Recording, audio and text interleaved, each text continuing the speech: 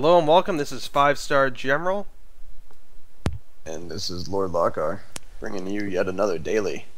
This is Daily Dawn of War 2 Daily number 11. And as you can see, we're here on the game history screen for Dawn of War 2. Number 1, guys, can you hear Lord Lokgar? Success, I hear? Success. Now it works. Perfect. Alright, awesome. So, for those of you, we're just going to we almost were going to kind of imagine it didn't happen. But alright, it did happen. Do I still need to turn down my mic, though? That is also another question. Kind of sounds to me, it sounds like you're overpowering the music a bit, but I'm not sure. So I'm going to assume that right now everyone is saying, okay, yes, turn down your mic? I guess so. Turn it down a little bit, because I guess if they can hear you, whatever was happening on my side is not an issue anymore. So that is good. Alright, I've gone back to my default. No, do not. Oh, no, much better. I'm so confused now. The delay in the chat. Yeah. Well, I turned it back down to default levels, possibly making it better, or... Okay, not. So... Alright, everyone. Good right now? Is Lokgar sounding good? Say something, Lokgar. You gotta give him something to judge by. Am I sounding good right now? Yes. Okay. Alrighty, so we're ready to get this cast underway. Apologies, everyone. Apparently had a little bit of a... Not really sure why all of a sudden sound levels decided to go crazy wacky, and just decided to not really broadcast Lokgar properly over the stream, even though inside my headphones I'm like, oh my gosh, Lokgar, you're in my brain, you're so loud. I feel like that just might be the potential of the hive mind working through me. That it may be. So speaking of the hive mind, we've got a match here in Leviathan Hive, yet another one on that map actually. And this one you picked out yourself, number 1, because, of course, we're now kind of cut off, and this won't be a part of the VOD, which, by the way, I guess I should talk about really, really quickly, in case anyone here has not heard. We are now posting all of our VODs, aka videos on demand, on YouTube, under the iCup TV YouTube. So just go ahead on YouTube, search for iCup TV, go to the channel for iCup TV, and like all of our VODs for all the dailies are there if you need to go ahead and see them. But anyway, though, Lokgar, number 1, you're doing better? Yeah, I was sick a little bit earlier today, but I think I'm good now. And yesterday, too, which would explain my absence. Yeah, Lokgar, as you know, some of you guys may know, was absent yesterday because we'll spare you the details, but not pleasant at all. Yeah. But so as I understand, well, more than I understand, but you did actually do quite a bit of prep work for yesterday in picking out this particular replay that we've got sitting here for Leviathan Hive. You want to talk a little bit about why you picked this particular replay out? Alright, one of the things that we have been focusing on before I took my week-long break for spring break, back when we were discussing the economies, is the effect of attrition-based losses that players can do to kind of hurt each other's economies in little ways, which are model losses and such. And this replay just really showcases an attrition war between an Eldar and Space Marine army. Tex, we usually see him play as orcs. He uses the Space Marine strength of low model, high HP squads to his advantage. But meanwhile, we have this Warp Spider Exarch player, whom I apologize, I can't really pronounce his name, seeing as it's characters that I don't know. He uses double rangers very effectively to bleed some models off, and even whole squads off in Tex's his base. I believe he loses his scout squad fairly early. Spoiler alert, due to this double rangers, and just a very good usage of attrition. Just very good play by both players in general in this replay. So we're going to go ahead and boot this replay up and do our usual stop at 5 seconds, which is going to be a little mandatory today, unlike yesterday, so... I'm not all too aware if we've seen the Force Commander before. We saw him yesterday, actually. Texaneous is Force Commander at that. Whoa, so we have seen his Force Commander. Yes, we have. We actually saw him face Steve Budd. Steve Budd's Farseer, so we are seeing the Warp Spider Exarch. This is going to be a little bit different. For those of you who don't know, the Force Commander used to have hair, and then he got killed off and replaced with a much more awesome Force Commander with no hair. Well, now hold on, we've got to wait here because a lot of people liked Vanilla Ice. I do not like Captain Hair Gel. Thank you. Alright, so we have it officially right here. Lokgar does not like Vanilla Ice. But anyway, Yeah. so if you're, are you stopped at 5 seconds? Yes, sir. I'm ready to go. All right, I'm also ready to go. So let's get this going in 5 seconds then. 5, 4, 3, 2, 1. And we do see the Banshees coming out for the Warp Spider Exarch player. That's fairly standard against Space Marines because Tex is getting Tactical Marines. I'm not all too aware of how in-depth we've gone into armor types yet because I've been very absent lately. We actually should do more of that according to some of our viewers. Alright, well, Banshees have power melee damage, and power melee damage will do 25% more damage to units in heavy armor, and I believe 50% more to units in super heavy armor. It's just, I think, 30% flat across the board to heavy armor and super heavy. Interesting. Alright, my bad, they've changed values since I've last checked. Yeah, they changed a lot in Chaos Rising. Suffice to say, Tactical Marines take significant amounts of damage, significantly more damage from power heavy melee, which is what the Banshee does. And so Banshees are just really good counters to Tactical Marines. They'll be doing extra damage. A few more units that we've seen with heavy armor would be the Tyrannid Warrior Brood. Chaos Space Marines, obviously. Yeah. The super heavy infantry would be sort of like the Tyrannid Tyrant Guard, the Chaos Lord, I believe we've seen him. No, Chaos Lord is Commander armor. Commander, my bad. Oh my gosh. I meant normal Terminators. I am using two things. Yeah, like Assault Terminators, those are super heavy infantry. Knobs, by the way, are heavy infantry, not super heavy infantry. And we see the Warp Spider Exarch just darting back and forth, trying to basically distract these Tactical Marines. Doing a good job. He's taken half damage, but he's able just to get away from melee range while the Force Commander is forced to chase around. And it looks like he's probably going to give up the chase and capture this power node. Yeah, he was doing a nice little contain there earlier, just kind of keeping Tex from really being able to push forward or anything. Yeah, and again we see Tex, or not again, but again we see this thing of players upgrading a power node away from their natural power. And the Guardian saw that immediately, so he knows that there's at least an upgraded node here on the far away power generator. Oh, now looking where these Banshees are, though, this is going to be kind of interesting to see what Tex is going to do to get out of this situation. Oh, he gets a shotgun upgrade, though, just in time. The shotgun upgrade allows scouts to use an ability that suppresses and knocks back infantry, which we saw being played there. Very useful for fighting off melee and giving your attacks a few more extra seconds to fire on the units. Now we do see the first Ranger squad out.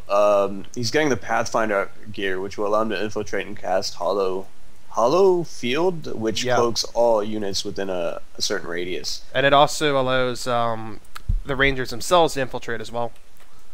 And Rangers are incredibly useful in this matchup because Scouts are, I believe, the single most, like, the fastest infantry, are one of the fastest infantry in the game. They're really easy to kite with, except they have relatively low damage output and low HP. And Rangers, every time the sniper shoots, will kill a model just like that. That's an instant requisition bleed.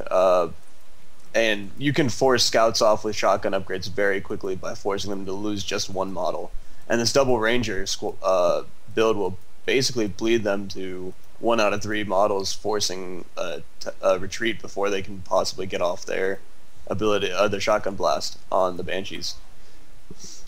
As well, the shot, while it doesn't do like bonus damage to Tactical Space Marines or anything anymore, like it actually did at one point. But Ranger shots still do quite a bit of damage to Tactical Space Marines as well. So they can leverage their ability to cloak and kind of stay back and stay away from Tactical Space Marines and kind of be able to sit there and get some shots in on them. Another useful thing is the Scout Squad is actually the Space Marine detector when he gets the Sergeant upgrade in there. Oh, he sniped off from the second one. Tex probably wasn't expecting that second Ranger, wasn't aware it was out, just came out in the right moment to be able to kill off that Scout Squad, which was upgrading with the Sergeant upgrade.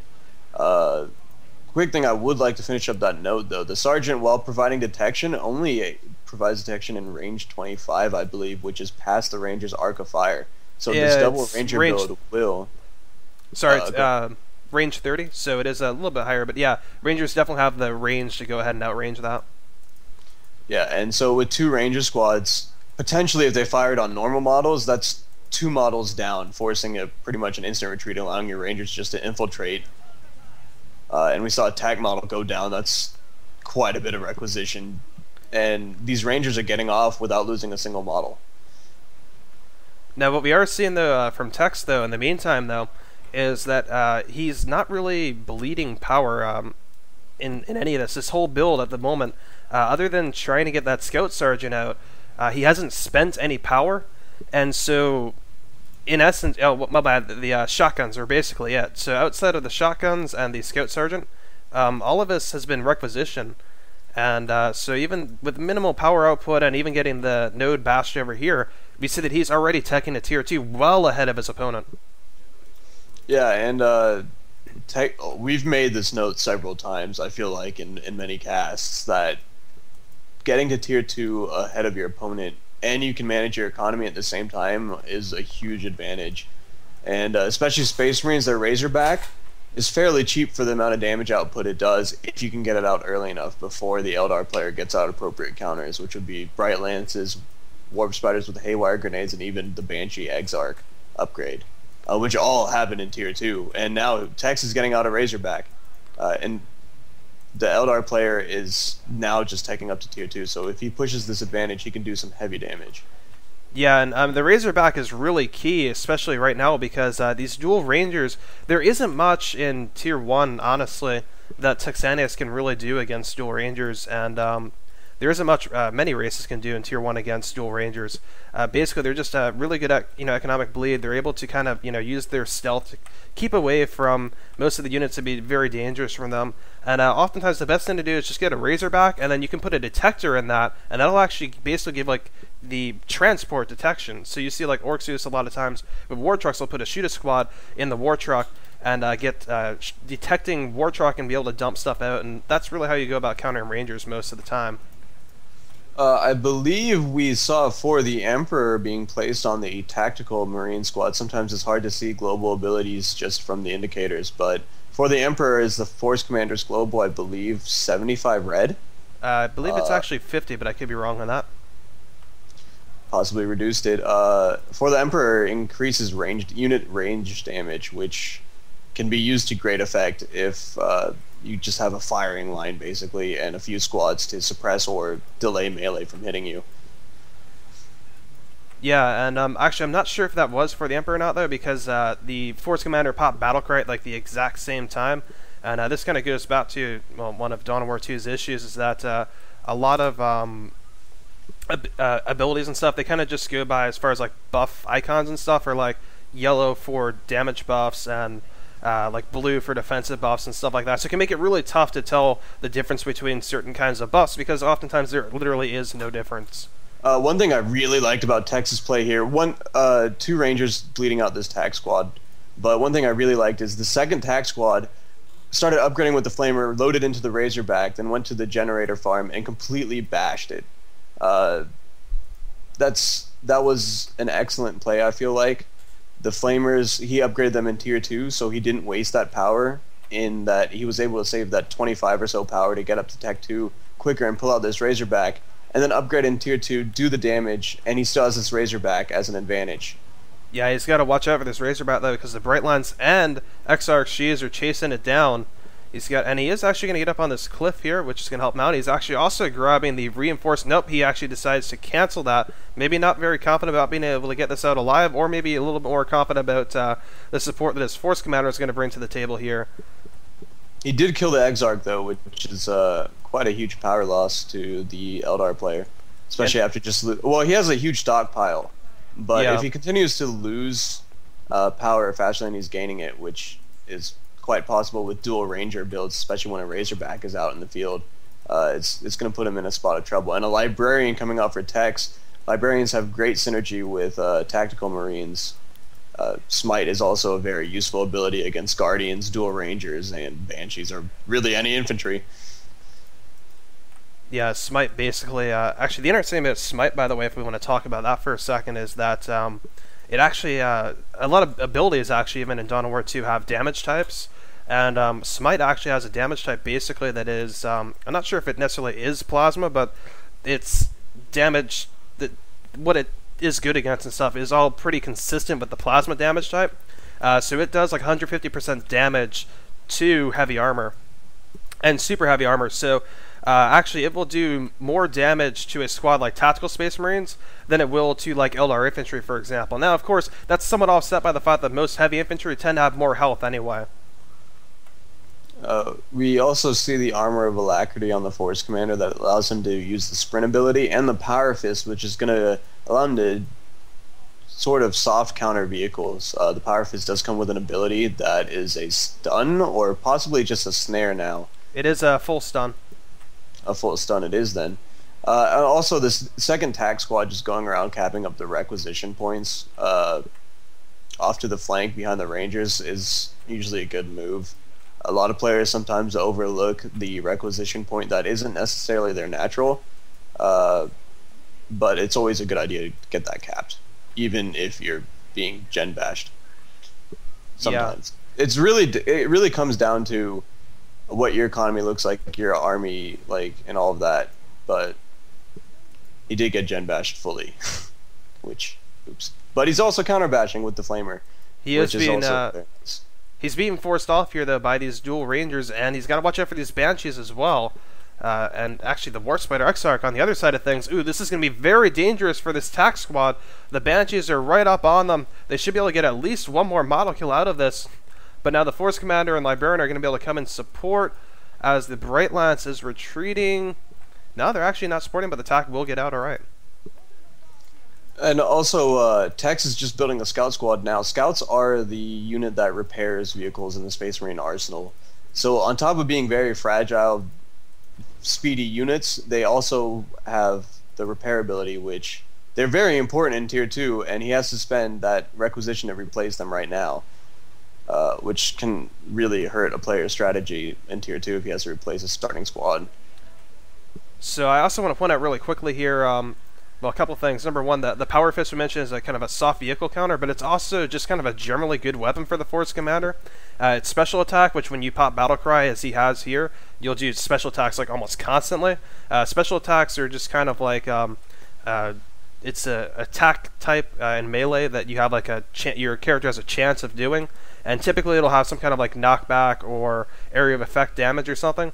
The Power Fist special attack for that does like very good damage to like everything in a pretty good AoE, so it's pretty notable for that on top of its anti-vehicle.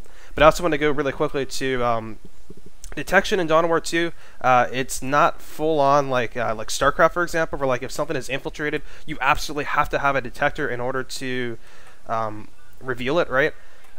With the exception, I think the Lictor Alpha and maybe regular Lictors. I'm not sure if regular Lictors are that way or not, though. I believe it's just the Lictor Alpha. Yeah, but I could be very wrong. I think it's just the Lictor Alpha because of his claws. His claws are actually his weapon war gears, and like basically some of those require him to be like right on top of something attacking it. Oh wow, the Autarch wiped out an entire tac squad with the call in there. My apologies, I'm trying to explain a mechanic, and all of a sudden we have that kaboom. Even with the Sergeant too, which adds a whole nother tactical member to the squad, which is I think 400 HP. Just a huge loss. It wasn't. I don't think that was his flamer tac. Yes, his flamer tac is still alive, so he has that gen batch capability when he needs it. But a tactical squad loss this late, especially an upgraded one, is just devastating. Yeah, so we're gonna have to see what he does about that because his opponent is in Tier 3, but he's still in Tier 2. But he's got quite a bit of requisition, so he could replace it. He could look at ASMs. He could do quite a few things here. But his Force Commander is going to go down, so now he's going to have to make a much harder choice. What he wants to do. Yeah, and that's too. He revived him, I think. My UI says. Yeah, he revived it pretty immediately. Right off the bat, which he was only level 2 at the time, but that's still a little bit of extra added cost than just waiting for it to go down to 250, I believe. Yeah. At level 2, it starts increasing. So okay, anyway, really quickly, as we're kind of watching this here, it's just fairly standard battle stuff, so I think we have a little bit of a moment here. There's also this kind of like soft detection for anything but the Lictor Alpha, where basically if you're in a very close proximity to the unit, so if you get like like right on top of the enemy unit, I think it's about like 5 radius or something like that, it will like partially reveal the unit. So you see, like, for example, when these units go to like capture and they kind of like blink red and stuff, that means they're partially revealed and the opponent can see them temporarily. Now we're also seeing like some full detection in this too, when the opponent fires, but they're not detected by an actual detector. They actually get a detection, or my bad, an infiltration bonus, so they actually take less range damage during that time until an actual like detector sees them. But so those are the two big things with the partial detection and that, and then also if a unit is firing at a unit, typically like it will still be partially detected at least while it's firing at it. So all those things are kind of like differences in the Dawn of War 2 detection system compared to like your average games, just like detected or not detected.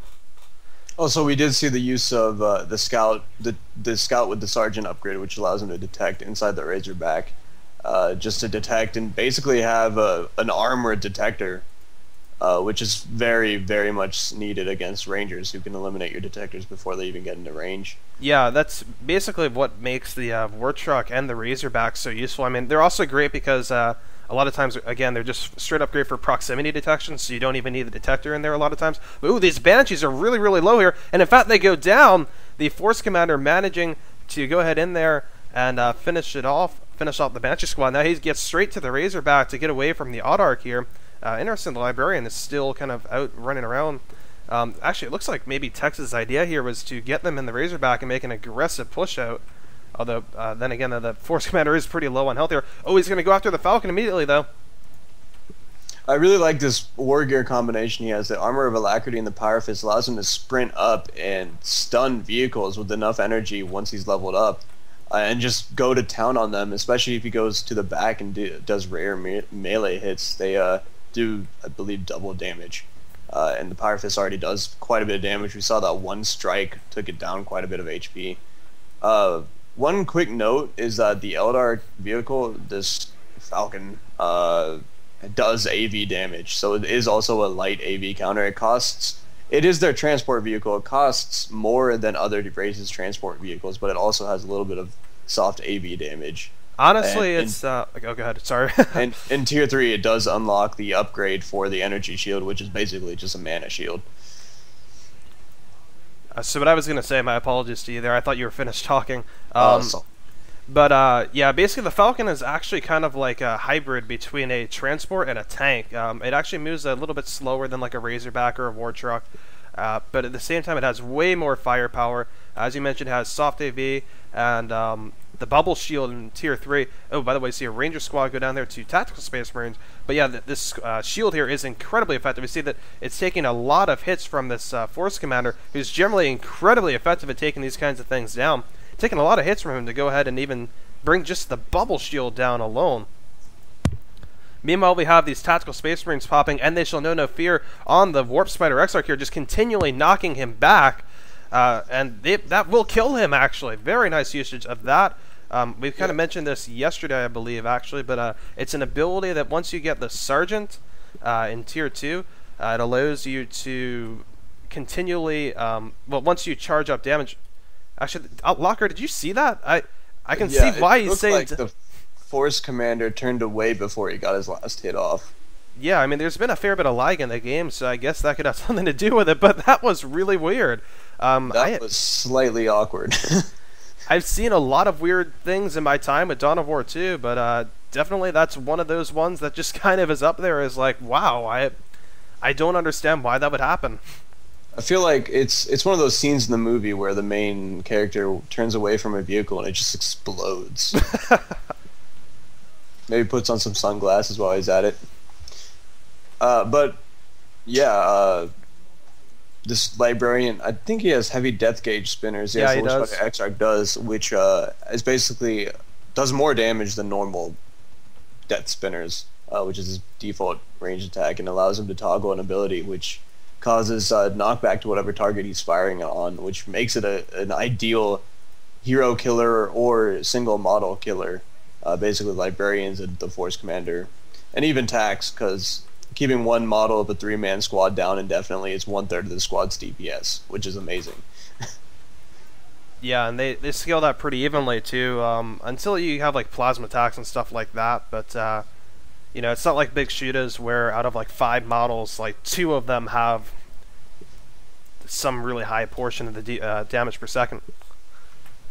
Yeah, and going back to the last fight, or last 2 fights, popping and they shall know no fear, and then going into melee, I feel like that is such a good strategy. I think players need to do that a lot more. Yeah. It takes a while to charge it up, but and they shall know no fear in melee just causes constant knockback, as we saw, which really, when you have a squad with 1.5 or 1,500 HP, like even in melee, they could stick around for a little bit and just knock things down and then retreat with very minimal losses if timed right. Yeah, Lokgar mentioned charging up, and they shall know no fear is not like a normal ability as far as activation goes. It doesn't cost energy or anything. It doesn't cost red. It doesn't cost any of your usual things that you'd expect it to cost. Instead, it requires the squad to actually take damage, and that is what charges it up. So over time, as they take damage, it'll kind of builds up the meter, and then once the meter is full, they can use it whenever. In this battle with this Force Commander, we see, I believe, heavy death gauge was popped. However, Battle Cry makes it so the Force Commander is immune to knockback, as well as triggering the special attack 100% of the time, which 5-star mentioned with the Power Fist is quite a large amount of damage, and I believe a 360 degrees range and knockback on top of that. And the Banshees and the Odd Arc focusing fire on the Force Commander was a mistake, in my opinion. In that even though the Force Commander died, he was able to get the Librarian out, which would have been a bigger loss to Texaneous at this point. He's invested heavily in the Librarian. He's gotten at least 1 upgrade. You can't see if he has the other 2, other than if he uses the abilities in the battlefield. Yeah, the biggest thing with the Librarian, as you're kind of pointing out, is that it's not only has he invested in the Librarian, he's also invested in Assault Terminators. And so by investing in Assault Terminators, he really needs the Librarian to synergize with these Assault Terminators, because without the Librarian, these Assault Terminators are very good units nonetheless, but they're very slow, they cannot retreat, and they only have this 1 teleport ability that's on a notable cooldown. So the Librarian allows them to use Veil of Time. It allows the ability Gate of Infinity, which kind of allows a secondary teleport almost. So it basically vastly increases their mobility and allows them to get around. Also, just the power cost, by the way, as well, I should probably point out. We may or may not see Lightning Claws on these. Actually, okay, we do see Lightning Claws go down on them. Having to replace that Librarian, that's 60 power, would have forced Texaneous to like wait on Lightning Claws even more. Yeah, also the Force Commander was able to deal quite a bit of damage to the Banshees, model losses and such, and kind of evened out that loss.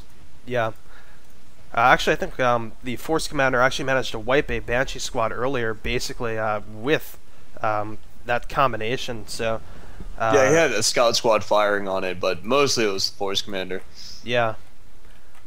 So it was kind of, that this whole battle was just rather interesting. That we do see that ability that 5-star. Sorry about that. We do see the ability that you were just talking about that speeds up unit Gates of Time, Gates of Veil of Time. Yep. Veil of Time. There we go. My apologies. Yeah, Texaneous just absolutely loves using that in his Force Commander. It's a very good strategy. The Force Commander, once it gets into melee, is a beast. He can stay in melee for quite a bit of time with the right war gear upgrades, and we might just see this Razorback finally die, unless Tex can somehow save it very quickly. He is doing quite a good job here of using the terrain to his advantage and actually going into a spot that is protected by his base turrets that the Odd Arc is not going to want to follow. The Falcon is following, though, and let's see if it can out-DPS the repair. Seems like it should be able to. The smart usage of this terrain, though, might allow him to heal it up enough for the Force Commander to respond. But the Force Commander at the moment has been sitting kind of idle over here at the victory point with the Librarian. Missile launcher out on the tactical squad in the base. This vehicle is going to be forced to pull back.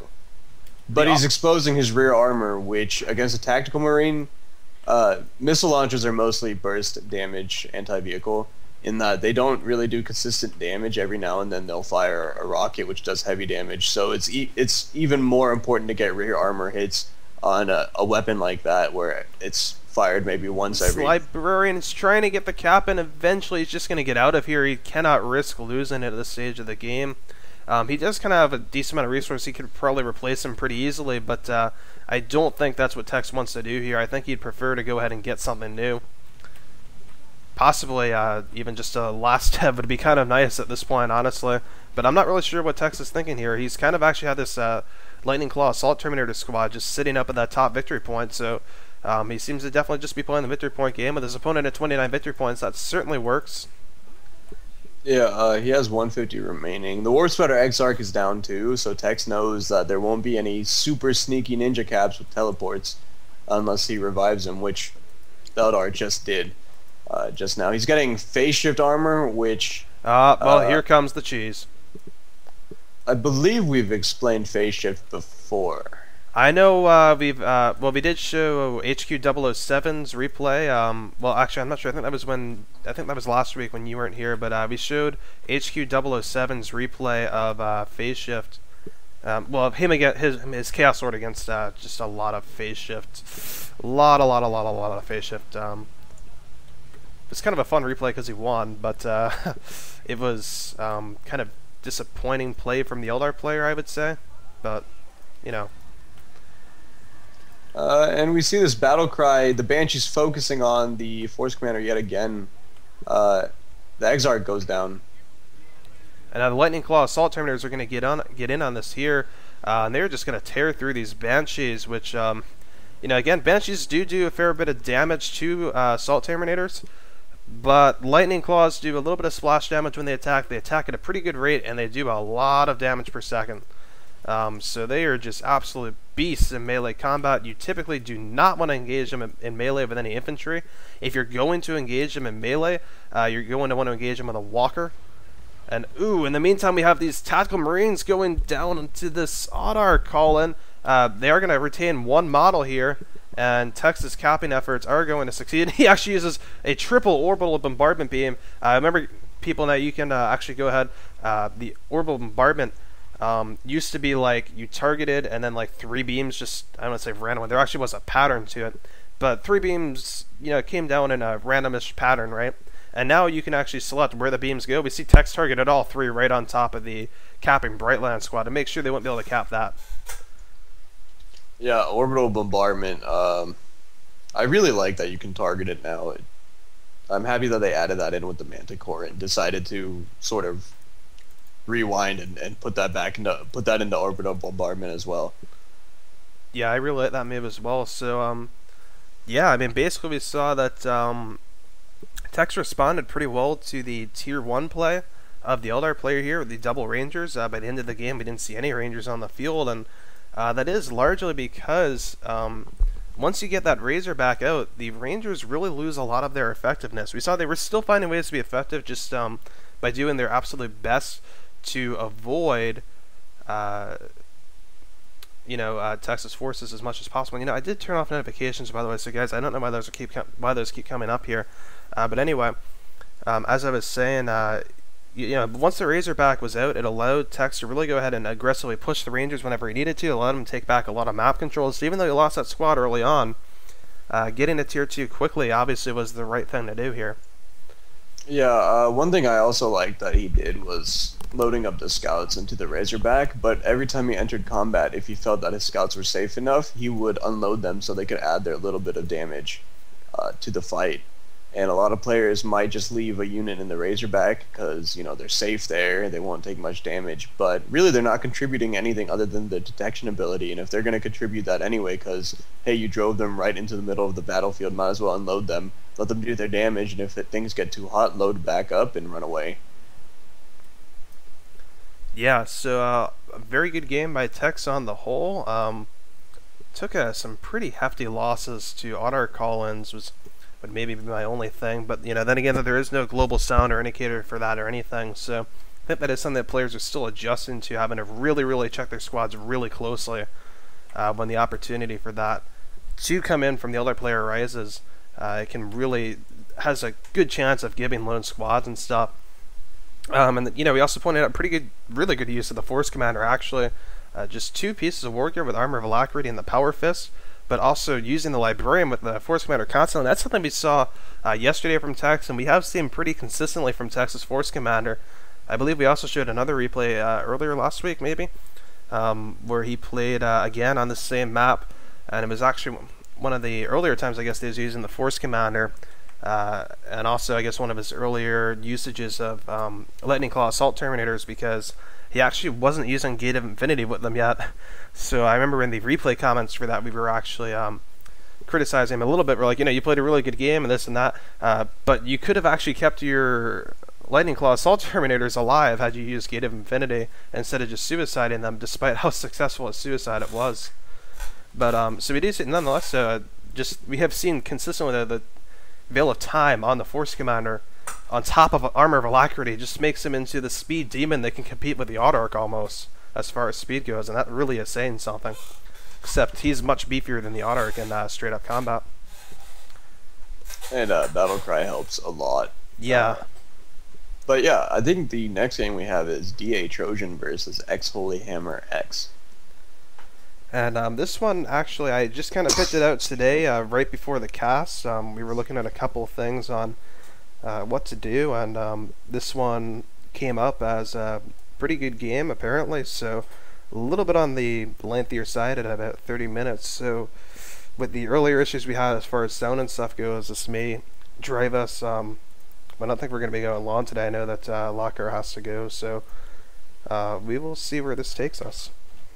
You want to just dive headfirst into it? But first, a little bit of background. Warboss versus Lord General. I believe, have we seen the Warboss before? I know we've seen the Mech Boy. Pretty sure we've seen a Warboss before. I would be surprised, to say the least, if we haven't. Possibly, I think we've already seen a Lord General in the Pega replay, so we don't need to go ahead and explain the heroes, I don't think. Yeah, we've seen the Lord General a couple times, but I don't know if we've explained him too much. We could go ahead and give a little hero overview because honestly, I do not think if you do have to be out of here by 7 that we're going to be able to get through 2 more replays. But the ones that we've got, that 2v2, I do believe we'll have to wait for a little bit later. So, by the way, you guys asked us to do some 2v2s, 3v3s and stuff, so I actually have picked out a couple of 2v2s. And we had planned on doing one of those today. It looks like we're not going to get to that one today, but we'll see. I won't speak too soon. But nonetheless, I highly doubt it. But we will get around to them. So we will be doing more than just 1v1. Actually, myself, I play probably more 2v2 than I play 1v1. But I like all modes, so I don't discriminate. I love Last Stand, too. I love We should seriously have a Last Stand party one day. I need to figure out how to import my Last Stand characters from Chaos Rising. I just got level 20 Lord General today, and I have just been running around and just having so much fun using Stormtroopers and their 25% energy reduction to just spam the bleep out of Bombing Run, or I should say Rocket Run. It is just like, oh look, there's a bunch of stuff all over the place. Bombing Run, oh, I'm sorry, ally, I killed you? Never mind, but I killed all the enemies, so, you know, it's okay. My strategy of choice was Mad Teleporter with the Mech Boy and the knife. So every time I went into melee, there was a chance either my Mech Boy or the enemy squad I was engaging would teleport anywhere on the map. I got into some weird locations with that. Yeah, I actually was trying to be competitive while doing this too, by the way. Like, you know, allies would go, you know, in the buildings and stuff on the first Last Stand map. And, of course, everything is surrounding them in the building, so I'm like, well, this is the perfect time for Bombing Run. This is gonna kill my ally, but the greater good is killing these enemies. I can get them up later. And I did, always. And I'm like, thank you for dying for me and us. We are a stronger team because of it. Live for the Emperor or don't live at all. So, anyway, I guess back to what we're doing here at the moment. Although, yeah, right. we definitely should definitely do some Last Stand with myself, you, and Relkun. But anyway, so we've got xHoLyHammerx, I should say, as the Warboss. The Warboss is the big boss for the orcs. He's big, he's mean, and he is green, ladies and gentlemen. He is an absolute beast in melee combat. You do not want to engage him in melee if you can at all avoid it. His default ability is Stomp. He basically jumps in the air and hops back down, tosses everything near him back and away and everything, You can actually upgrade that to Big Stomp, which will then actually stun them. That's a War Gear choice. Another War Gear choice is Now I'm Angry, where he can actually like charge, and he creates like actual dents in the terrain and stuff while he's charging, and all sorts of awesome stuff like that. He's just really big and beefy, and he also has Crush, which is basically this mechanic in Dawn of War 2. You know, you have destructible terrain and whatnot. So Crush, like Light Crush, I guess is what it is for commanders, but it's like what the Chaos Lord has and what the High Tyrant has. So when he tries to walk over cover, like I'm kind of still highlighting some right now, when he walks over that, it actually... Okay, my bad. He walks over it, I should say, rather than most units walk around it. Just walks right through it, man. Doesn't even notice it. Yeah, and so the other things we're also going to be looking at for the Warboss, or he has his two really unique globals are Use Your Choppas and Ardboys. Use Your Choppas is the offensive melee global for him. Basically, he casts it on a squad for 75 red. That squad's melee skill is increased from like by 60, I believe. So basically, if you figure that like most orcs are like, somewhere between maybe 50, 60, 70 on the high side, brings them well over 100. So basically, Use Your Choppas just about make sure that whatever squad it's cast on will have way more melee skill than the squad that it is fighting it in melee. So number one, that basically means that the whole melee skill system helps determine when the special attacks and such happen that we were mentioning last game, like the Force Commander was committing with the AoE and whatnot. So like if you cast like Use Your Choppas on Sluggas, they will just constantly pop specials on whatever they're fighting, and basically whatever they're fighting will just constantly be on its ass, and like will not be getting up until Use Your Choppas is done or they've retreated. So it's really... Go ahead. Another important thing to note, you can also cast it on ranged units, while really, I mean, it doesn't seem to be very productive to do so, but if you're being engaged and you can use a few more seconds before retreating them, and you pop that, for 75 red, it basically means your range squad won't be knocked down, which can help with your timing immensely, because you don't want that one unlucky knockdown to completely screw up the rest of your strategy and possibly wipe your squad.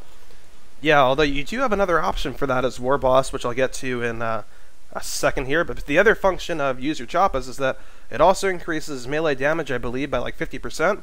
So not only are you knocking stuff on its ass, or making sure that you yourself are not knocked on your ass, but you're also doing 50% more damage than you usually would, which for a lot of orc squads means that you're doing an absolute crap ton of damage.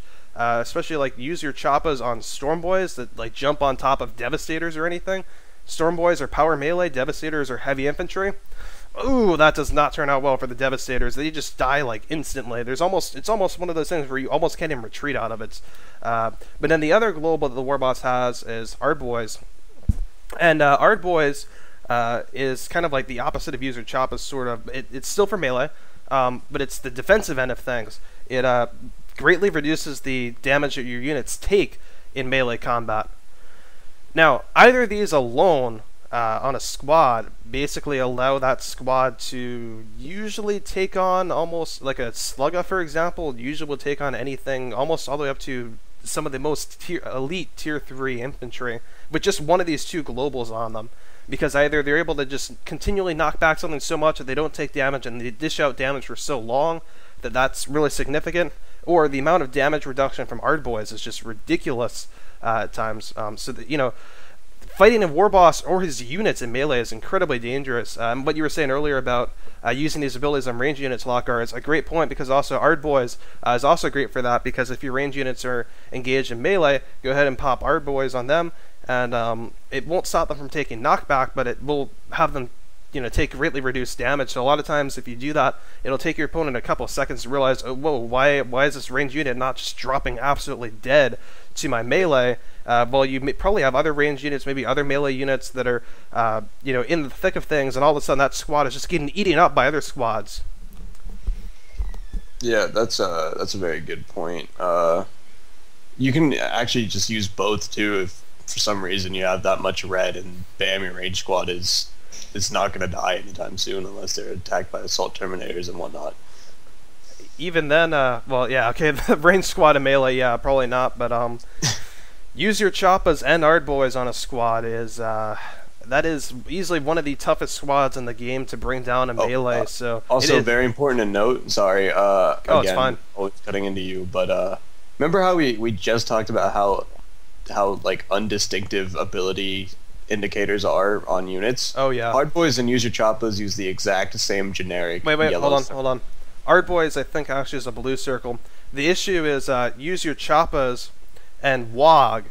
For those of you guys that don't know what Wog is like a default orc ability that almost all orc units have. There's a couple of exceptions here and there, but it's pretty common.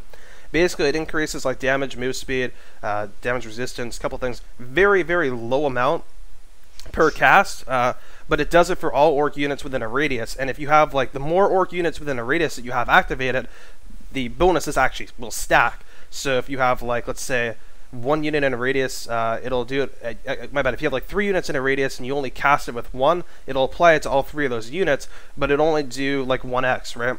But if you have all 3 units in that radius casted at the same time, it'll do like 3x the multiplier for what the ability does. But that costs like 3x the red, and it costs like 20 red per Wog. So to pop that constantly is kind of big. But anyway, it is one of those things that orcs use a lot in combat. They will a lot of times Wog to just kind of get that extra advantage, to kind of just go just a little bit over the top, or maybe try to get an extra model kill, whatever, this, that. It's very common to see Wog used by orcs in combat, getting into combat, this, that, whatever. But the issue with that, though, is this is what Lokgar is getting at, is it makes it really tough to figure out when the Warboss is using Use Your Choppas, because Use Your Choppas uses the same generic yellow indicator that Wog does. So it's really important to be able to make those split-second decisions. One thing, though, we do kind of have to unpause this if we want to end on time. Yeah, so I think we've seen enough of the Lord General thus far that we don't have to go over it too much. So all else fails, we can just explain it while unpaused. Certainly. So unpause now. Go ahead and with the countdown. Oh, I just said now. Okay, good. 5, 4, 3, 2, 1, and go ahead. All right. Lord General, for those of you who don't know, is actually a commander with 2 bodyguards, and you can reinforce the bodyguards anywhere on the field. They have a long timer before they come out. Like, it takes a while to build them, but you can just anywhere on the field, which is very handy if you're using your Lord General to sneak cap. But he's most effective with war gear with his troops, because I believe every single piece of war gear gives him some sort of ability that buffs units around him, or his troops, or even himself. Yeah, his war gear is very troop-oriented, and also retinue-oriented as well, as far as like weaponry goes. And then actually his accessory slots, as opposed to getting accessories that are just, well, flat out straight up accessories, right? He actually gets extra retinue members. And 2-time shooter boys with big shooters are the appropriate counters to sentinels, and we see a lot of sentinel play from Imperial Guard players simply because they are very good at harassing very early on. Now that was definitely not what xHoLyHammer wanted to take there.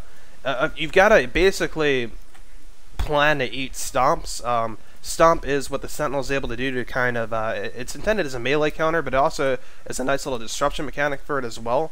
But basically at a high level, you can generally assume that your opponent is going to be pretty capable of getting stomps off on your units because of the speed of the Sentinel and whatnot. So you're going to have to position yourself to take it, but you want to only take it by one squad if you can. And we saw there that actually Trojan was able to get the stomp off on both shooter squads and force both off. Yeah, another thing is another shoot squad out for xHoLyHammerx, so he's definitely going for the huge ranged-oriented battle army, which is very useful against sentinels and guardsmen, especially with the big shooters. And like you said, you could stack the Wog ability on the 3 shooters since they're all going to be in the radius of it generally. Yeah, and definitely I'm going to point out here as an orc player really quickly, this is a great execution thus far of a 3 big shooter build. Actually, I probably should have checked when this power node went down before saying that. But nonetheless, though, we can see that maybe waiting a little bit too long here to get another big shooter upgrade As we're looking at his power here, it is over 20. Typically, you want to be getting those big shoot upgrades every single time you hit 20 power, so you get those out really, really quickly, put the pressure on early. But the intent is that you get the shooters out as quickly as you can, you get the big shooters up as quickly as you can, you do it with a minimal amount of power investment, because it actually doesn't take too much in the way of power. But anyway, though, so this 3 shooter build, again, just kind of drawing from my experience, is a little dangerous against Imperial Guard, because if they go 2x Sentinel with the Lord General and stuff, with good use of the Lord General and the 2x Sentinels, it can be a little bit brutal on the 3x shooters as far as the amount of attrition you'll take before the big shooters actually get out goes, and that can really hurt you as far as getting your power up and your teching going. But with only 1x Sentinel, this is going to be able to roll right over that 1 Sentinel pretty easily, so that will be fine. And then we are seeing Catechins are coming out here for Trojan. So again, 3 big shooters are not bad there. Holy hammer, I'm actually going to have to use this, so thank you. I spent a little bit of time today, I was looking at a replay from Mida Superstar, a 2v2 replay I should say, and unfortunately for those of you guys that know Mida, has a bit of a mouth on him, and Hiccup TVs usually we try to rate it, I guess, PG-13. So I spent a while today going ahead and drawing up this little, you should be seeing it now, a little bit of a censorship graphic for the chat, just to kind of go ahead and deal with the Mida issue. We ended up deciding that the Mida replay wasn't quite what we wanted to cast anyway, and but here we have Holy Hammer just mucking things up. Mita, by the way, Mita. I don't know. Mita, I don't really? know. I don't actually know how to pronounce that. I usually call him Superstar because that's he is probably Mita Superstar. Yeah, it's probably a better idea. A quick note on the. Oh man, I apologize. I completely forgot what I wanted to say. My apologies. It was kind of my fault, just going on that tangent about something completely unrelated to the game. But that is why you're seeing the censorship image for the chat right now, guys. I apologize for that, but broadcasting standards. I like this double Gen Bash right here, though. Both players trying to go for the Gen Bash, but it looks like Trojan's going to get down this power generator, this farm before. Oh, now I remember what I want to say. The Sentinel crushes cover too. Yeah. So aggressive Sentinel play can be very useful on this map. This map has a bunch of green cover scattered around the middle, and we see now that middle power gen. It pretty much used to have all this green cover everywhere on the side of Holy Hammer. And Trojan, I don't know if he meant this or not, but going around to stomp the Shooter boys ended up destroying most of the cover that Holy Hammer can use against him, which is usually a good thing. Yeah. In fact, in all cases, a good thing, especially with 3 shooters, because it's very important to get shooters in cover for them to stick around as much as they can. Against Guardsmen, definitely. Meantime, here we are seeing this Luda is in kind of an interesting position. He's trying to face off against the Lord General's grenade launcher. Not exactly much to be doing, but these Guardsmen retreating straight through these shooters. These shooters are trying to force melee them. They will go ahead and do that. They don't have 100% fire in the move damage anymore, though, so they aren't going to be able to chase them down and get those kind of retreat kills that some of you may have been used to seeing in Chaos Rising. Now, we're going to want to see from Holy Hammer here, because from Trojan, I should say, we are seeing from his Catechins that he actually has gone ahead and upgraded Demo Man, and he's already placing booby traps all over the field. So what we really need to see from Holy Hammer is he's got to upgrade his at least 1 or 2 of these shooter squads here with shooter knobs, or else these booby traps are just going to go off and start wiping out his shooters. Well, look at this, by the power. The booby trap is right here. They're right by the booby trap. Is it going to be set off? We have another squad going by another booby trap. Oh, actually, they turn away from it. I've really got to watch those booby traps and see what happens here. And one does go off. It goes down to 1 out of 5 models. If that one model was just a little bit closer, it would have been a perfect squad wipe. That's still 4 members down. That's a huge loss for Holy Hammer. He has quite a bit of a stockpile, but this might be the difference between him teching up right now and or reinforcing. It's interesting, he doesn't have his natural requisition. I believe the Sentinel just decapped that when the Gen Bash was going on, which is another wonderful use of the Sentinel. The Sentinel really is, I mean, I have been playing a little bit more Imperial Guard lately, and it's just kind of one of those units that you really appreciate it when you come from other races that are like orcs and stuff that are speed 5, because it just kind of gives you this ability, this speed of to just kind of go around with this interesting sort of map control, and you don't necessarily take map control directly for yourself with it because it can only decap, but in its ability to decapture, it can really just go around and hurt your enemy in ways and just kind of open up map control elsewhere for yourself, because your opponent is using her time back capping their own stuff as opposed to going after your stuff. And I think we've covered that quite a bit during our requisition day of how important backcapping those points can be. And we are seeing the Sentinel getting a little over aggressive here. It only gets 2 of the 3 big shooters, and it will go down. Trying to get in just way too much of a stomp here. Honestly, here I think using that Sentinel aggressively at this point in the game at all was a little bit of a mistake here by Trojan. That really could have been a nice little thing for him to have, especially against this Luda here. These Catachans will do all they can to try and deal with the Ludas via like over-reliable and stuff. And of course the grenade launcher is going to try and do what it can as well. But ultimately, you know, using everything that Trojan has available to him to kind of go in and help like flank and like stomp on the Ludas and stuff would really help. The Ludas in this matchup, Ludas are something you don't necessarily see a lot from Orc players, but in Orc versus IG, we are seeing them use Found for them. Oh, watch out for this booby trap. The shooters will not take the bait though. But anyway, we are seeing Ludas being used a lot more in this matchup, quite simply because suppression is really effective against Imperial Guard. And Orc players have figured this out and are using it to their advantage as much as they possibly can. Oh, but these Ludas might go over this now. Oh, they barely skirt to the right of it. Still take a little bit of damage from it, though. Yeah, But Holy Hammer is already tier 2. Trojan is teching up. Holy Hammer definitely has enough power and requisition to pull out a war truck if he so chooses. Trojan does have quite a bit of requisition stockpiled. I would have liked to see maybe another guardsman squad. He would have been able to cap a little bit more, because the whole capping of this map has been fairly even so far, 364 to 427 in terms of VP count. Or maybe even another generator node at least in the middle.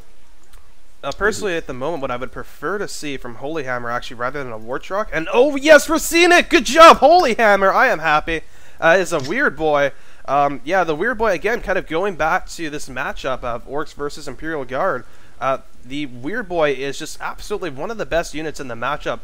Commandos are also really great in this matchup as well. But basically, the Weird Boy's standard attack alone just does so much damage, so much area effective, and that if it just hits the Catachans even once, because they're a really tight group, and as you can see here on retreat, like they're really tightly grouped, area of effect just decimates them, and that's basically what the Weird Boy offers. He can just go up one attack, boom, knocks them back, does huge amounts of damage, and then also Warp Vomit is always great, especially if Ogryns come out. We see Trojans floating huge amounts of requisition, and he's got the power for Ogryns too, so he's got that option. The Weird Boy will definitely help Holy Hammer with that.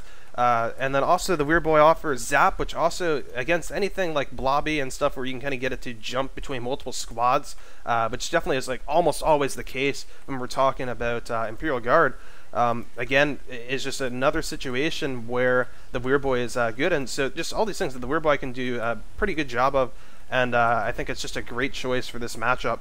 And this I also game. like how aggressive Holy Hammer is going against Trojan's power.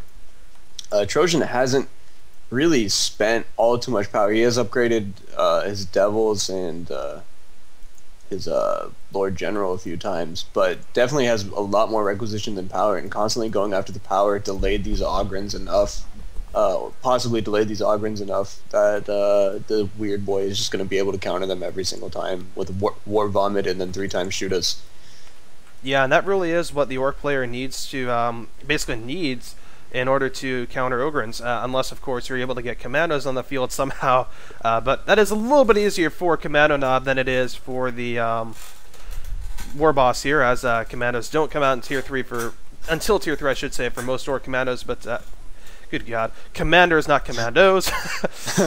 But you guys all know where I'm going with this. So the interesting down here, by the way, speaking of the power situation, we actually have Trojan having captured this bottom node, which Holy Hammer had held on to for quite a while. Actually, that was what made Holy Hammer so effective for a bit there in terms of gaining power, attacking ahead and stuff. Because when they were doing the dual gen bashing, Trojan completely forgot about the bottom node. And by the way, here we go. We see the Weird Boy, just one hit from the Weird Boy, and those Catachans have to pop a health pack from the Lord General in order to stay in the fight. By the way, stay in the fight ability is completely different from the heal ability. That is, stay in the fight is actually attached to another war gear stabilizer, so my apologies if I'm causing any confusion there. Also, I do like the War Vomit right before the retreat. Ogrins just deal an amazing amount of melee damage. Their charge bonus really helps them kill models on retreat. And I believe they might have been close enough that they might have been able to get the charge bonus off to shoot us, and the Warp Vomit just completely prevented that, allowing him to get away with full models. Yeah, it's just one of those things where it may not actually be necessary, but it can't hurt to be safe. And, you know, especially with, you know, when you're planning a retreat anyway, that's going to give you some time to recover that energy on the Weird Boy. It's going to give you some time to recover the cooldown as well on the ability. So you don't necessarily lose much. But now this really, really tightly blob shooters have to watch out for these catechins here, who are going to rain down an old reliable on them if they get a chance. But we see the Weird Boy's default attack does not go well up ramps. There is an issue. Warp Vomit yet again. See, the cooldown was ready to be used for the next encounter, so he didn't even waste a Warp Vomit, as some people might think he did. Yeah. By using it when he was just going to retreat anyway. He had enough energy to use it, and now he's just going to go to town on these catechins. Actually, he is being forced out pretty effectively here. The Ogren and Catechin combination, if you can manage the way that Trojan is here, and he is managing it really effectively, which I guess I should say the way that he's managing it effectively is to keep the Ogrins in front as much as possible and keep the Catechins behind and kind of out of danger as much as possible, just using their abilities whenever you can. You know, if you're able to do that, that is going to be pretty effective at keeping those 3x shooters at bay. Meantime, though, these Ludas might be overextending. They're going to have to watch this because those Ogrins are coming up behind them. They are retreating, but they're retreating right through the Ogrins and the Lord General. Lord General's charge actually goes ahead and knocks over the Ogren's charge knocks over the Lord General. Ooh, these Ludas so close, so low, they go down. That is going to be huge because that is another source of suppression, and suppression is just invaluable against Ogrins. It is just an absolute... Sorry again, but the Warboss stomp seemed delayed. I think he got pushed out of the way of the Ogrins and then used it on a delayed timer, or just because he had to move out of the way first. And Knobs coming out for xHoLyHammerx, which are the tier 3 super unit. Another Catechin's coming for the Orcs, the melee unit, and another Catechin squad coming out for Trojan. It will be interesting to see if xHoLyHammerx uses these Knobs in conjunction with the Warboss and the Weird Boy enough to basically counter the double Catechins and the Ogrins, which when combined with the Lord General's heal can really stay into the fight for a long period of time. Yeah, he's got to watch this. This is really overextending here. Now, he does have meter inhibitor. He's popping Frenzy, but he's going to have to use Frenzy to actually just get out of the fight here. I do like that he's using Frenzy. All of Trojan's forces are concentrating on these Knobs, and they aren't taking too much damage. Meanwhile, Trojan just lost his entire gen farm, and I believe, yep, xHoLyHammerx not even going to lose a single knob model. Using that ability to gain invulnerability for a short amount of time allowed him to buy those few seconds he needed to completely gen bash. Yeah, now we have seen something interesting, by the way. We have not seen any, I don't believe we've seen any red usage by xHoLyHammerx the entire game. So he has a really nice stockpile right now to be able to use your Choppas, Ard Boys, to go ahead also in and use Frenzy. And remember, Frenzy is 75 red now, so all of these things that cost quite a bit of red to use this late in the game, xHoLyHammerx is going to be able to go ahead and use them. Not quite with impunity, but here we go. Zap. There we go. This is one of the reasons why I said the Weird Boy is good. We're going to see these Catechins now are going to take a little bit of damage. This is going to go ahead and transfer to the Ogrins. If that Lord General continues to stand here, they'll transfer to him, and maybe they'll transfer back actually to the Catechins even. And now these Knobs again coming in alone, unsupported. I don't know how much I like this, but if we see this, maybe use your Choppas. I'm not completely sure here. But it might be Ard Boys, might be... I believe it's Ard Boys, judging from the amount of damage. No, it's use your Choppas because they're knocking them back like crazy. They're specialing like left and right. Remember, Ard Boys has the blue defensive symbol on it. So Ard Boys you can tell apart from use your Choppas, but use your Choppas you cannot tell from Log. I believe they changed that from... I still think at some point both of them were the same. I might be wrong. I think they did change the indicators at some point to make them a little better, so there is like defensive, offensive stuff like that. as opposed to being completely random. But yeah, I'm not 100%. Ooh, watch out for the booby trap. xHoLyHammerx has no detectors at the moment, and these booby traps are being placed in really nice spots here by Trojan. He could squad wipe. No, actually, that was just the forward portion of that big shooter squad. Still, these big shooters taking a pretty big attrition here. Meanwhile, looted tank coming out for xHoLyHammerx, so he's going to get a little bit of a different look over here at Trojan. Trojan also has quite a bit of resources built up. Not sure what he's looking to get here. And xHoLyHammerx still has a lot of requisition too, but xHoLyHammerx really does need the high-tech units at the moment to be able to stand the fight here. Trojan is going to go ahead and get a mana core out. So that is what he's going to put his resources towards. Mana core would be absolutely devastating if xHoLyHammerx keeps his 3-time shooter in the same general vicinity like he's been doing. The mana core does high amounts of damage per rocket, and he can just basically tell it to target in a smaller circle, because then it's going to hit some of the shooters. Especially combined with knockback from 2 catechins and the melee from an Ogren squad, that can be devastating if timed correctly. Yeah, it is definitely something we'll have to look out for. So now Zap is being cast in his guardsman. xHoLyHammerx will have to watch out with his Warboss, though, that the Warboss does not get transferred Zap next, as he should be if he remains that close. Yep, it does get transferred to him, but now maybe he can transfer it to the Ogrins or something. No, he's just going to eat it up, so unfortunately he's not going to get the full usage out of that, but nonetheless here we see this looted tank going in and helping out a bit. These knobs eating up the Lord General in melee there. And also, in addition to that Lord General loss, he did lose a guardsman squad. Here goes the mana core barrage, but a nice dodge from xHoLyHammerx. We have the creeping Basilisk barrage incoming. Sorry, I had to cut you off there. I just really want to make sure we let everyone know what that was and what those indicators were, and then what's coming down there. Wow, these big shooters actually look like they might make it out alive, and we saw really nice usage again there of Frenzy by xHoLyHammerx, basically defensive usage of Frenzy to be able to allow the knobs to just.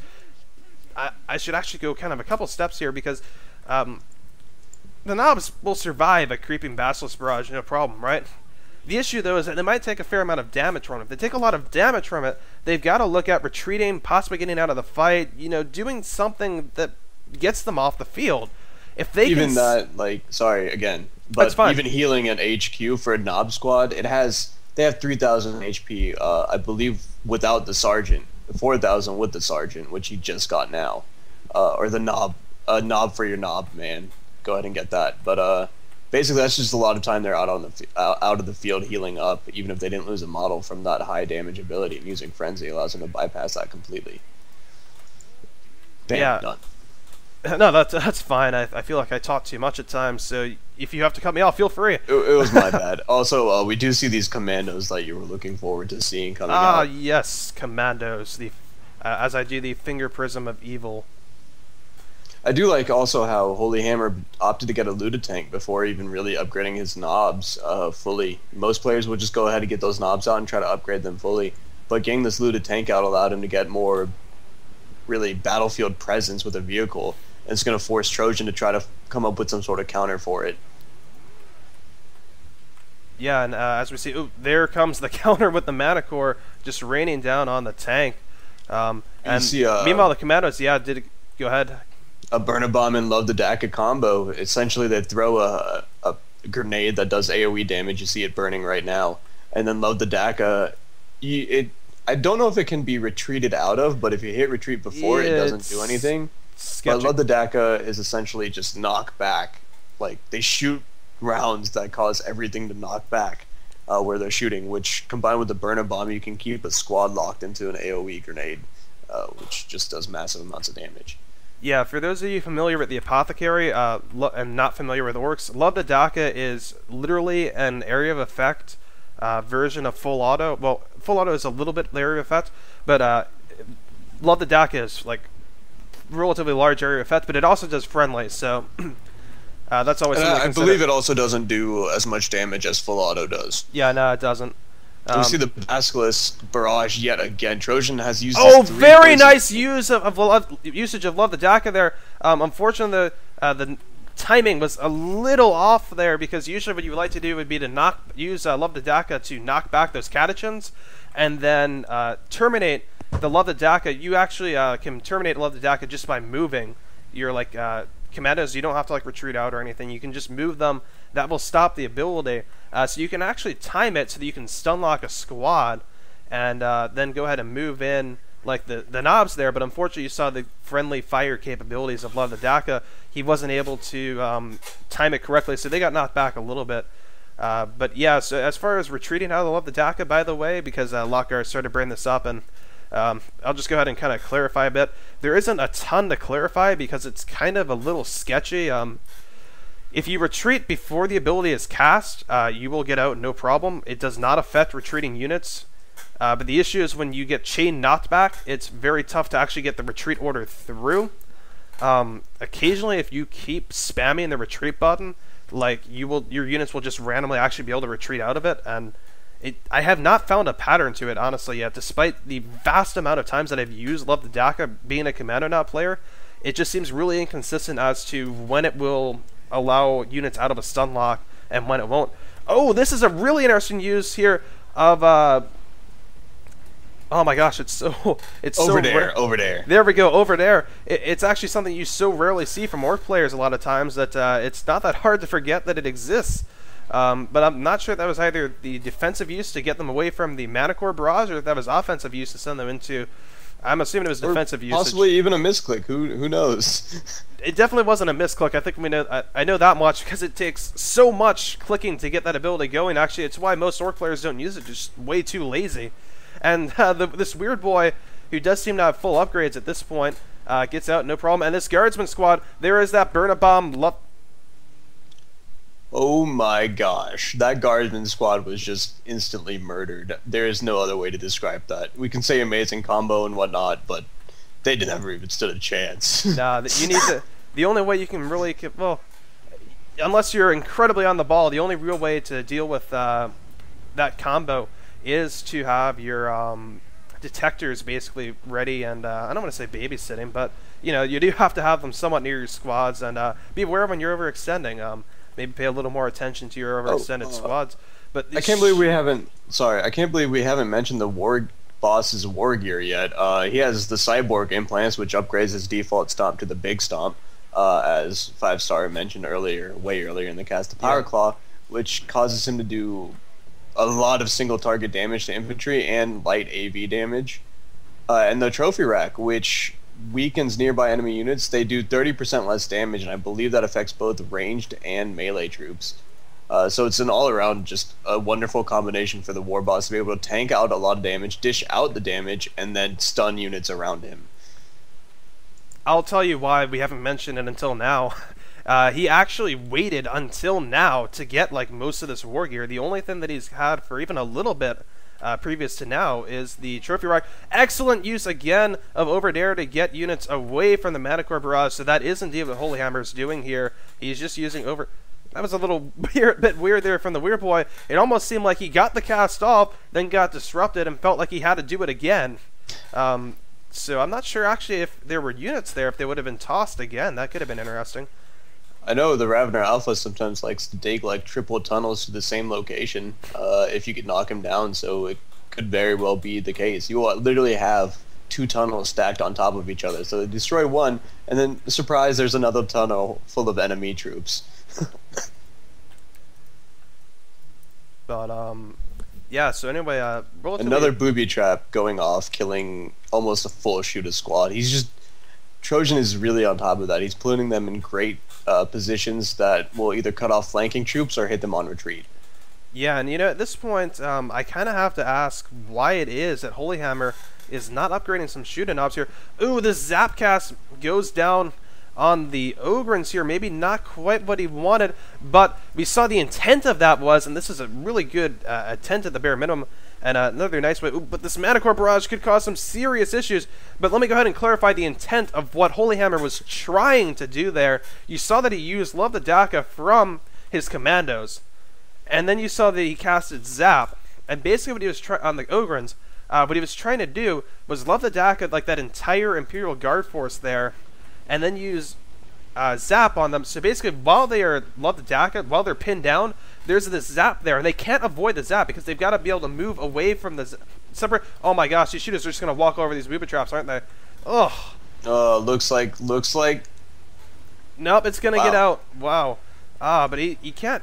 I mean, I don't. Honestly, again, like just investing in those shoot-a-knobs at this point would probably. Well, now that he has a commando squad, I mean, he does have some sort of detection. It's just a matter of the commando squad is never in the same location as his army. The 'cause they're shooters, doing, yeah. Stealth like ambushes and such. Ooh. And a nice Manticore barrage again. Yeah, the move here though to go ahead and toss these commandos over there. We did see that bug that you mentioned. He did throw another model out. So yes, the answer to that question is yes. He will throw twice. Okay, that is interesting. By the way, use your choppas is down on these knobs. These Ogrins should not be engaging. Well, they do have the health kit, but nonetheless, use your choppas is still engaged. These knobs are doing so much damage to these Ogrins at this point. The Ogrins are retreating, but man, they lost 2 models that they really did not need to lose there. Trojan was thinking about another Ogrin squad, but actually he's backing off now because he's got to go ahead and replace the Ogre models that he's already lost before shoving another squad into the equation. Also, he lost all of his guardsman squads, which add a little bit of DPS, but mostly at this point, excuse me, in the game, just having that extra squad to backcap is amazingly useful. And as an Imperial Guard player, he's not even tier 3 yet, but if he was tier 3, guardsmen are the repair unit for Imperial Guard, so well, you can't really feel. No, go ahead. Sorry, okay, my apologies. Not to mention as well, he does have the Manicore out, and Manicores are incredibly fragile. This is an incredible. I really like that. I really like that there. So after the kind of bad usage you want to say of over there that got his commando squad killed from being maybe a little overly proactive with the ability on using it against Manicore barrages, he uses over there to go ahead then and get his Warboss right into smack in the middle of the Imperial Guard force, and he just goes to town with a big stomp. We do see the Orc Battle Wagon coming out for xHoLyHammerx, which is the new Orc super unit, except a lot of players don't seem to think that it's worth the super unit status. Maybe you could explain that further? Okay, the game did just end. Trojan did GG out. But yeah, I'll explain it a little bit further. What I was saying really quickly before that battle, though, by the way, was the Manicore being so fragile and stuff. If you don't have a guardsman squad around to immediately repair it, even though xHoLyHammerx actually hasn't been going after it at all, he certainly had the units to. Even just the Weird Boy is sufficient to just kind of sit there and go karant, and eventually it'll kapoof. All that's kind of major damage for the Manicore at actually it's level 2, so it's at 316 health now. But long story short in that, there may have been a couple of reasons why Guardsman Squad actually would have been wanted just for repair reasons alone. But yeah, so talking about the Battle Wagon a little bit, Orc players are I want to say actually that honestly it's kind of a state of mixed feelings. Personally, I like the Battle Wagon, and I think that a lot of so Lokgar is going to go ahead and sign out here because he's going to head out right at 7, and apparently his neighbor is blasting music anyway, so he doesn't want that to go ahead of go ahead and disrupt the cast anyway. But I like the chat here, by the way. Very nice question. Anyway, so back to the Battle Wagon really quickly. Sorry, I keep saying I don't know why I keep doing that. Anyway, but so the thing about the Battle Wagon is, personally, I like the Battle Wagon as an Orc player, and all around. I think that your average Orc player has some affinity for the Battle Wagon. Certainly, the transport role that it fulfills in Tier 3 of just being, it's one of those vehicles, number one, that Orcs don't have a lot of vehicles, or almost really any vehicles other than the Battle Wagon, that can take a shot or two. So just the mere fact that they can do that and then transport stuff around on top of that, and transport a lot of stuff, by the way, up to 4 squads, is really nice. What's also really nice is that when you get it loaded up, or even somewhat loaded up, it has a decent amount of firepower. Not a ton of firepower for a super unit, you think, but a decent amount. And its attack, even, it's a little bit of an AoE zap cannon or something. Not the one that is the ability, but just the default one. Again, not bad. So all around, it's kind of nice. It's rather, decently fast, especially if you load units into it. The only issue though is the issues if you start going into them. Probably one that is kind of a concern no matter how you slice it, is that none of the anti-infantry guns are online unless you have at least a squad garrison in it, and then it takes 4 garrison squads to activate all of the anti-infantry guns. So this kind of goes into a long history of orc super rich units, I guess, costing a lot of population to really be effective or maintained or whatever. Like, for example, knobs cost 30 population fully upgraded. So we can see, like, for example, xHoLyHammer is training the battle wagon here, and just from having like 2 shooter squads with no knobs, by the way, no knobs on them, the weird boy, and then the knobs, and then the battle wagon, which as you can see here is 20 population. That would be 75 population for xHoLyHammer, as opposed to, we look at what Trojan has. Trojan has catechin. Okay, so some of these are depleted though, so I guess that makes it a little bit harder to judge. Imperial Guard are a little heavy on population too, but some other races, Space Marines very notably, can get a lot of bang for their buck on population in the late game, whereas orcs have always kind of had to pay out the arse for that. So it seemed like the battle wagon at 20 population might begin to break, but then all of a sudden it's like, oh, you've got to take some squads and put them in here, and then it's like, oh, that's a lot. If maybe it took only 2 squads to activate all the guns, I think a lot of orcs would be a lot happier. But anyway, as a functional unit that adds to the orc army, I really like its capability to synergize with it. I feel like it can add a lot, especially if you design some strategies around it. I definitely have found that just it's kind of interesting that a lot of I use a lot of commandos personally in my play, particularly as a commando knob, so I've got nice access to them in tier 2 with the Cullen. So I tend to have a lot, maybe 2-3 commando squads around by the time that I could even look at a battle wagon. And one of the nice things is that its default attack actually synergizes really well with Lovdadaka. Again, you've seen here kind of how well it's able to pin multiple squads down at a single time. And a lot of times, especially like you see like catechins here where they're like detectors, you almost never saw this entire game xHoLyHammer get down a Lovdadaka and Burn a Bomb combo on the catechin devils. In fact, you almost never even saw him attempt to get such a combination down. The reason why you never really saw that is because it's a kind of obvious combo for your opponent to pick up on. Like, if you just come out in broad daylight and try that against a skilled opponent, they will see it and deal with it like immediately. And especially against a unit like catechins, where they have, I want to say, the abilities, right, to deal with that. They have Over-Reliable, they have the Shotgun Blast. They've got a couple things that they can do to kind of like preemptively go, ooh, you're going to try doing that. I want none of that. Especially because there is some cast time. The throwing animation for Burn a Bomb is really, really slow.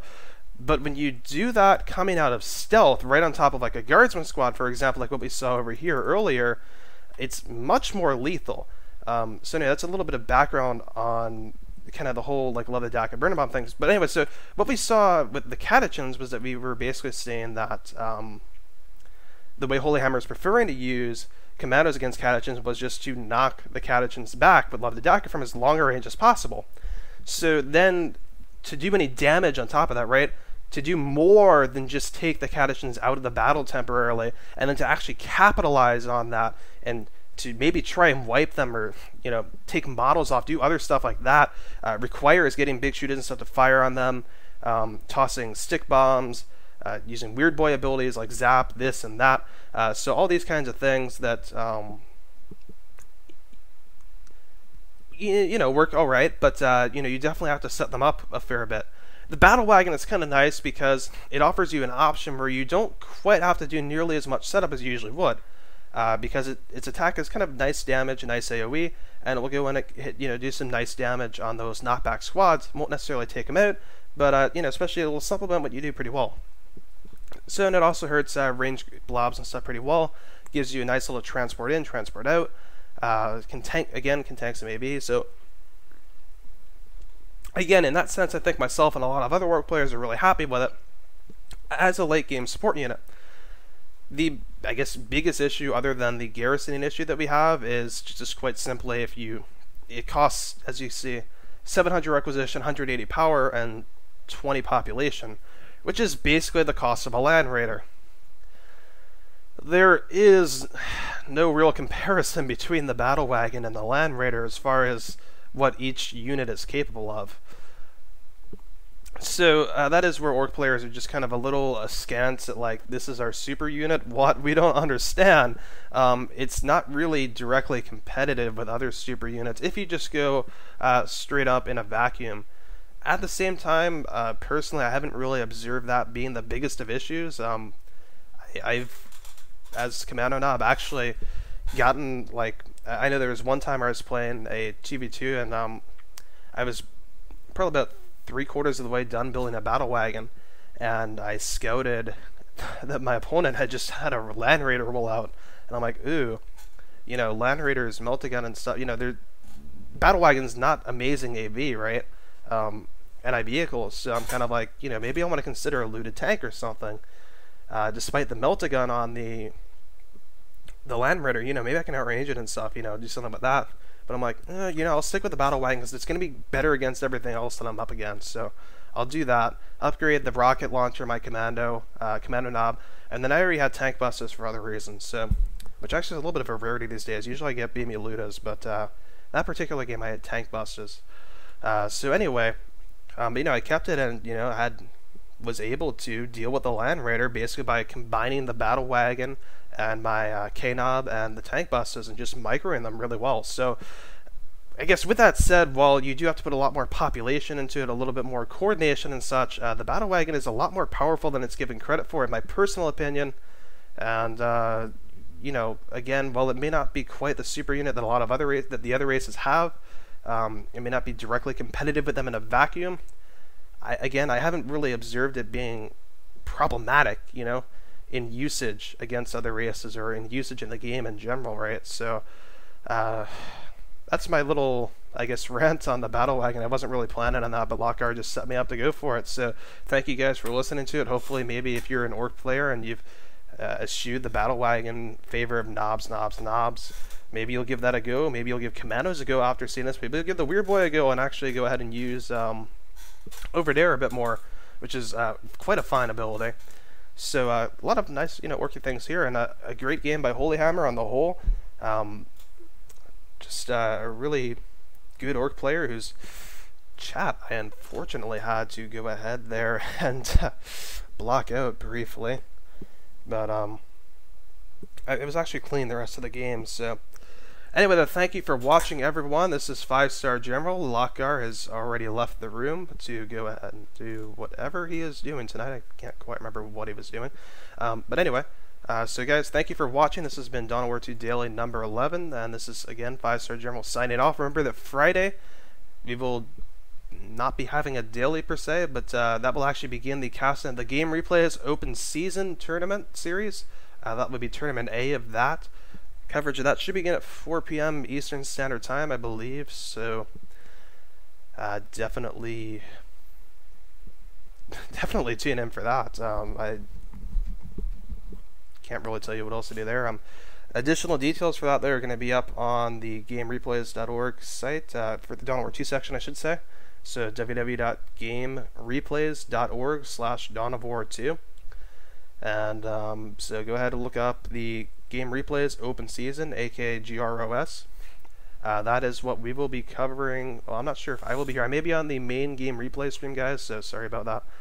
But if I'm not here, then it should be Lokgar and Railkun. We'll be combining on that, so definitely. Good, yeah. I don't think anyone will have any issues with that. But yeah, anyways, again, tune in for that. That'll be going on all weekend. Starting Friday night, Saturday morning and midday, and again Sunday morning and midday.